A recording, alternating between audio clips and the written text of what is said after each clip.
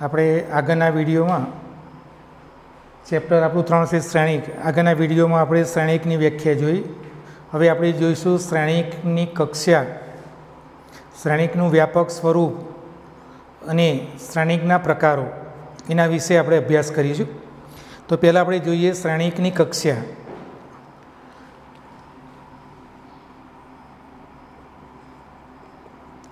શ્રેણિકની કક્ષા. તો શ્રેણિકની કક્ષા લેવી હોય તો એમ હાર, આપણે આગળ જોયું કે સમસ્થિતિજ રેખામાં જે ઘટકો આવેલા છે એને આપણે હાર કહીએ છીએ. શિરોલંબ રેખામાં જે ઘટકો આવેલા હતા એને આપણે સ્તંભ કહીએ છીએ. તો હારની સંખ્યા અને સ્તંભની સંખ્યા ઉપરથી આપેલા શ્રેણિકની કક્ષા નક્કી થશે.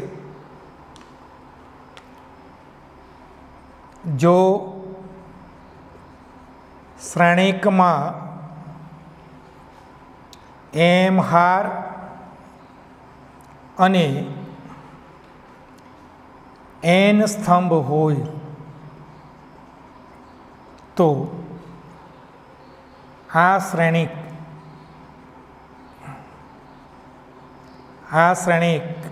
એમ ક્રોસ એન પ્રકારનો આ શ્રેણિકની કક્ષા, આ શ્રેણિકની કક્ષા એમ ક્રોસ એન પ્રકાર, એમ ક્રોસ એન છે તેમ કહેવાય. જો શ્રેણિકમાં હારની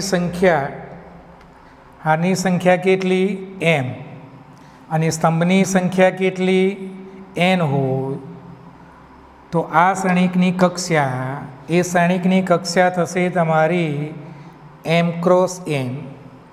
દાખલા તરીકે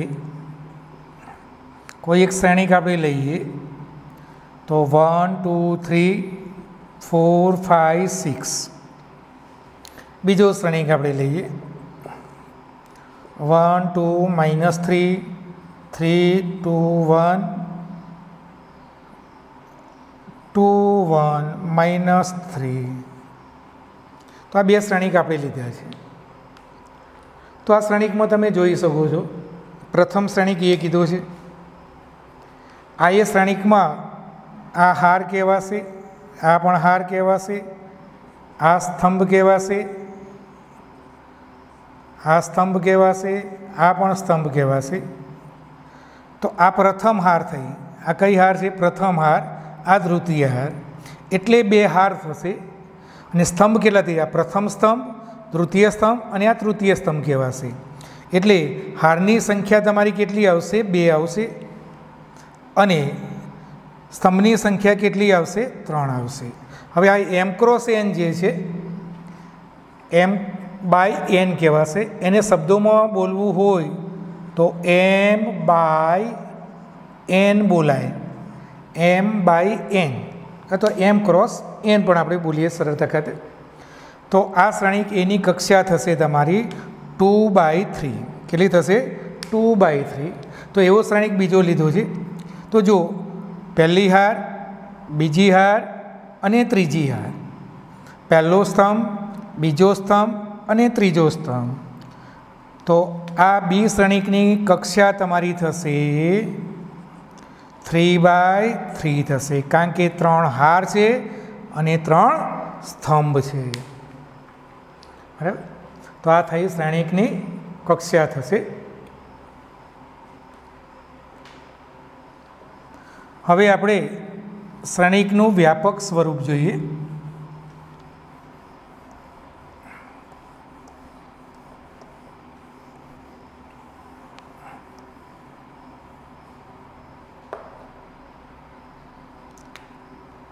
શ્રેણિકનું વ્યાપક સ્વરૂપ. હાલ આપણે શ્રેણિકની કક્ષા જોઈ લીધી. એમ હાર અને એન સ્તંભ લઈએ એટલે શ્રેણિક આપણે એમ ક્રોસ એન લઈએ છીએ. શ્રેણિક એને આપણે શ્રેણિકને આગળ આપણે ભણી ગયા કે એને કેપિટલ મૂળાક્ષરો વડે આપણે દર્શાવીએ છીએ.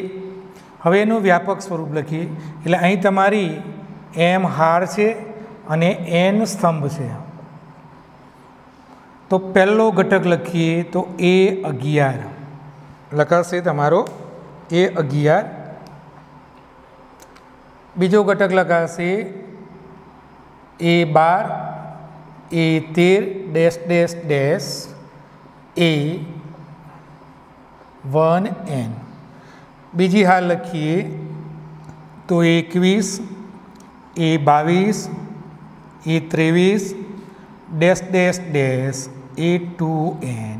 આમ લખતા જઈએ. ત્રીજી હાર લખવી હોય તો A31 A32 A33 A3n. ક્યાં સુધી લખવું? તો અહીં જો ડેશ ડેશ કરી નાખીએ તો આ ઊભા સ્તંભ થશે. તો અહીં તમારો આવશે AM1, અહીં આવશે AM2 AM3 dash dash dash, અહીં આવશે AMN. તો આ રીતે આપણે શ્રેણિકનું વ્યાપક સ્વરૂપ દર્શાવી શકીએ છીએ.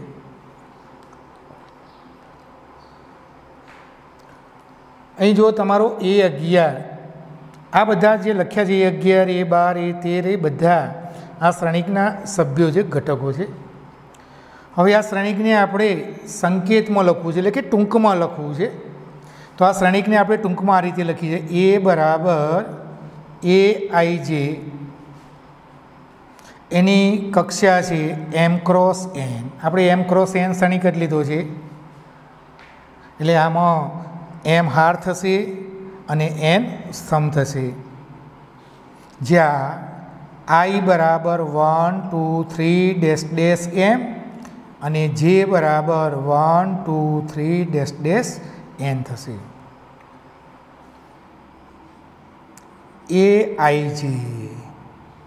AIJ એટલે આ શ્રેણિકના ઘટકો દર. AIJ એટલે આઈમી હાર અને જેમાં સ્તંભનો ઘટક. AIJનો મિનિંગ તમારે એ કરવાનો છે કે આઈમી હાર અને જેમાં સ્તંભનો ઘટક. દાખલા તરીકે તમે A23 લીધા તો આ A23નો મિનિંગ શું? તો આ જે પ્રથમ 2 છે એ તમારી હાર દર્શાવશે અને આ 3 છે એ સ્તંભ દર્શાવશે. એનો મિનિંગ એ થયો A23 લઈએ તો કયું થશે? આ ઘટક થશે. તો આ A23 ક્યાં આવેલો છે? તો બીજી હારમાં અને ત્રીજા સ્તંભમાં. બરાબર? એ રીતે આપણે કહી શકીએ છીએ. એટલે AIJ એટલે એનો મિનિંગ તમારે એ કરવાનો છે આઈમી હાર અને જેમાં સ્તંભનો ઘટક. આ શ્રેણિકની કક્ષા એ આપણે આગળ જોઈએ તો M ક્રોસ N છે, કારણ કે આ શ્રેણિકમાં M હાર અને N સ્તંભ છે. આ શ્રેણિકમાં કુલ ઘટકો કેટલા આવે? તો શ્રેણિકના કુલ ઘટકો એ થશે તમારે M ગુણ્યા N. અહીંથી ખબર પડી જાય કેટલા ઘટકો છે. M ગુણ્યા M એટલે અહીં જે આપણું છે એ આ M અને Nનો ગુણાકાર કરી દો એટલા ઘટકો તમારા શ્રેણિકમાં હશે. આ શ્રેણિકનું થયું વ્યાપક સ્વરૂપ. હવે અહીં આપણે જોઈ લઈએ કે આગળ આવે છે ઉપયોગમાં કે આ જે હું દર્શાવું છું આને કહેવાશે અગ્રવિકર્ણ. શું કહેવાશે? અગ્રવિકર્ણ. એટલે ડાબી બાજુથી જમણી બાજુ. આમથી આમ પણ વિકર્ણ કહેવાય, પણ આપણે શ્રેણિકમાં ઉપયોગ કરવાનો છે માત્ર અગ્રવિકર્ણનો, એટલે ડાબી બાજુથી જમણી બાજુ તરફનો.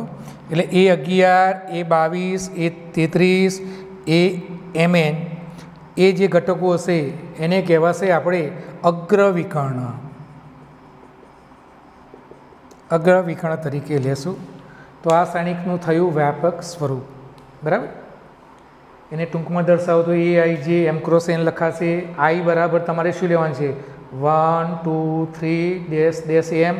J બરાબર શું લેવાનું છે? 1 2 3 N. AIJ એટલું મિનિંગ શું? AIJ એટલે આ ક્ષણિકના ઘટકો દર્શાવે છે. એને વ્યાપક સ્વરૂપમાં લખીએ તો AIJ લખાશે. AIJનો મિનિંગ કરવાનો છે તમારે આઈમી હાર અને જેમાં સ્તંભનો ઘટક. ક્ષણિકની કક્ષા M cross N છે કારણ કે M હાર અને N સ્તંભ છે. અને આ ક્ષણિકમાં કુલ કેટલા ઘટકો આવેલા છે? તો Mn ઘટકો આવેલા હશે.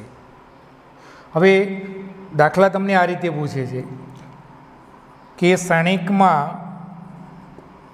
કુલ 9 ઘટકો છે. કુલ 9 ઘટકો છે. તો આ ક્ષણિકની કક્ષા શક્ય એટલી કક્ષા કઈ થશે? ક્ષણિકની કક્ષા લખવી છે. તો જો આ 9 છે સંખ્યા, તો એક તો તમારે આનો ગુણાકાર 9 એકા 9, 1 ગુણ્યા 9, બીજું 3 ગુણ્યા 3 એટલે 9 થાય. એટલે શક્ય કક્ષાઓ કેટલી આવશે? તો 3. જે ક્ષણિકમાં 9 ઘટકો હોય તો એ ક્ષણિકની કક્ષા કાં તો 9/1 અથવા 1/9 અથવા 3/3 લખી શકીએ છીએ. દાખલા તરીકે કણ્યા તમારા સમજો કે 12 ઘટકો છે, તો એની શક્ય કક્ષાઓ કેટલી થશે? તો 12ના અવયવ જો આવડતા હોય તો કામ થઈ જાય. પહેલી તો 1/12 અથવા તો 12/1, કાં તો એક હાર હોય 12 સ્તંભ હોય અથવા તો 12 હાર હોય 1 સ્તંભ હોય. બીજું 3/4, 4 તરી 12, 3 હાર હોય 4 સ્તંભ હોય અથવા તો 4 હોય 3 સ્તંભ હોય. બીજું 6 દુના 12, તો 6 હાર હોય 2 સ્તંભ હોય અથવા તો 2 સ્તંભ હોય 6, પેલા 2 હાર હોય ને 6 સ્તંભ હોય. આટલી શક્ય કક્ષાઓ મળે. તો આ રીતના દાખલા આપણે સ્વાધ્યાયમાં છે, યાદ રાખજો.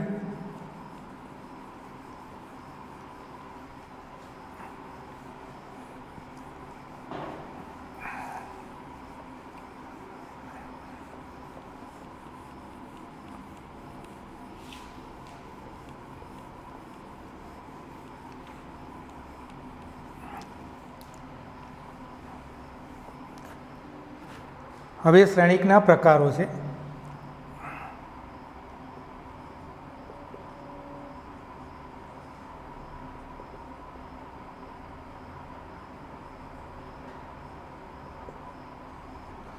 શ્રેણિકના પ્રકારો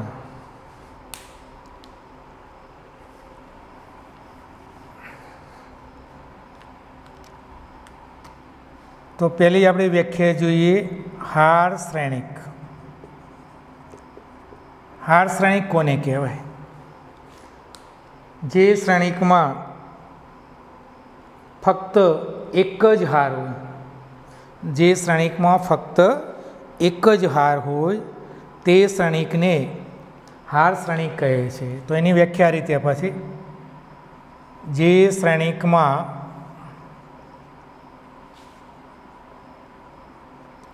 હારની સંખ્યા એક જ હોય અથવા એક જ હાર હોય તેને હાર શ્રેણિક કહે છે.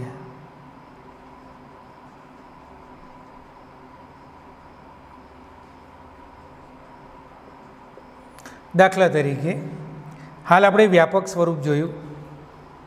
એમાં આપણે લીધું હતું A11, A12, A13 dash dash A1N, બરાબર છે. તો એ હાર શ્રેણિક થશે. એટલે હાર શ્રેણિકમાં કયા ઘટકો આવે? તો A11, A12, A13 dash dash dash AN. હાર શ્રેણિકની કક્ષા કેટલી? હાર એક જ, સ્તંભ કેટલા? તો n સુધી. એટલે આની કક્ષા લખવો તો 1/n આવશે. તો હાર શ્રેણિકની વ્યાખ્યા આપણે બીજી રીતે આપીએ તો આપી શકાય કે આ પ્રકારનો 1/n પ્રકારનો જે શ્રેણિક મળે તો 1/n પ્રકારનો શ્રેણિક પણ કેવો કહેવાશે? હાર શ્રેણિક કહેવાશે. બરાબર. દાખલા તરીકે આપણે લખવું હોય તો એ બરાબર 1 2 3 4. તો જો આમાં હાર એક જ છે એટલે એક હાર થશે, એની કક્ષા લખીએ. સ્તંભ લઈએ તો આ પ્રથમ સ્તંભ, બીજો સ્તંભ, ત્રીજો સ્તંભ અને ચોથો સ્તંભ. એટલે આ શ્રેણિક થશે તમારો 1/4. કયું થશે? 1/4. તો હાર શ્રેણિકમાં યાદ રાખો, જે શ્રેણિકમાં હારની સંખ્યા એક જ હોય અને સ્તંભની સંખ્યા ગમે એટલી હોય તો એવા શ્રેણિકને હાર શ્રેણિક કહે છે. આવી જ બીજી વ્યાખ્યા છે સ્તંભ શ્રેણિક. કઈ આવશે? સ્તંભ શ્રેણિક. સ્તંભ શ્રેણિકમાં શું ફેરફાર કરવાનો છે કે જે શ્રેણિકમાં કોની સંખ્યા, તો સ્તંભની સંખ્યા કેટલી હોય? એક જ હોય. તેને કયો શ્રેણિક કહેવાય? સ્તંભ શ્રેણિક કહે છે. ચલો, સ્તંભ શ્રેણિકને આપણે લખવું હોય તો કેવી રીતે લખી શકીએ છીએ? તો આપણે વ્યાપક સ્વરૂપમાં જોયા તો આમ ઊભા સ્તંભ હતા, એટલે આપણે આ રીતે લખી શકીએ છીએ: A11, A21, A31 dash dash dash AM1. તો આ થયો તમારો સ્તંભ શ્રેણિક. તો આમાં જો સ્તંભ એક જ છે, હાર કેટલી છે? તો પહેલી હાર, બીજી હાર, ત્રીજી હાર ને એમમી હાર. એટલે અહીં આવશે m/1. તો શ્રેણિકની કક્ષા થશે તમારી m/1. એટલે આ શ્રેણિકની કક્ષા લખો તો થશે m/1. ઉદાહરણ તરીકે તમારે લેવું હોય તો A બરાબર 1 2 3 4. તો આ રીતે લખી શકે. આ શ્રેણિક થશે તમારી 4/1. ની કક્ષા થશે 4/1. એટલે કક્ષા m/1 આવશે. સ્તંભ એક જ અને હાર ગમે એટલી હાર હોય તો આ શ્રેણિકને સ્તંભ શ્રેણિક કહેશે. ઓકે મિત્રો, થેન્ક યુ. હવે આગળના લેક્ચરમાં આપણે જોઈશું.